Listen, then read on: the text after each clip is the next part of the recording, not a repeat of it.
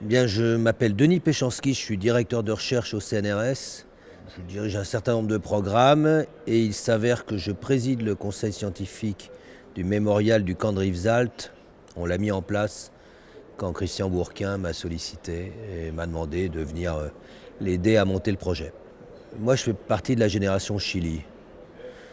Je suis très marqué par 73, par le coup d'État de Pinochet et j'ai baigné là-dedans. C'était le tout début pour moi de l'université. Bon, j'étais militant déjà depuis quelques temps, mais disons que là, il y avait quelque chose en plus. Ça reste ancré, donc comme en plus c'est très réussi, c'est un très beau doc, donc oui. Si on conçoit la mémoire collective comme une représentation sélective du passé qui participe à la construction identitaire d'un groupe qui peut être la société française, il faut savoir ensuite qui porte cette mémoire, qui va faire en sorte que la communauté nationale ou bien un de ces groupes va avoir une sorte de grille d'interprétation partagée du passé. Eh bien, ça sera évidemment le roman, la télé, la radio, les livres d'histoire, les mémoriaux et bien sûr le cinéma.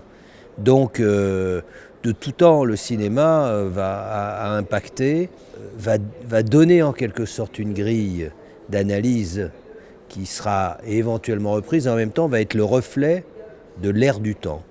Et quand on pense à la Deuxième Guerre mondiale, que ça soit la Grande Vadrouille ou bien Paris brûle-t-il, voilà, on est dans les années 60. On voit bien que ces deux films blockbusters mais qui repassent d'ailleurs régulièrement, portent un discours sur la guerre, sur la résistance, sur la libération, qui est le discours dominant. La mémoire, c'est pas quelque chose qui s'incruste un jour et qui va rester à l'identique jusqu'à aujourd'hui et à plus tard. Non, la mémoire évolue avec l'histoire, avec le temps, et donc va prendre des configurations différentes. Et le cinéma traduit parfaitement ça. Quand aujourd'hui le grand succès de séries télévisées françaises, c'est le village français depuis quand même quelques années, sur la Deuxième Guerre mondiale, le discours qui nous tient est un discours qui se veut, et Krivine en a parlé lui-même, ce qui est à l'origine de cette série, qui se veut une autre lecture de la Deuxième Guerre mondiale que celle qui oppose traditionnellement collabos et résistants.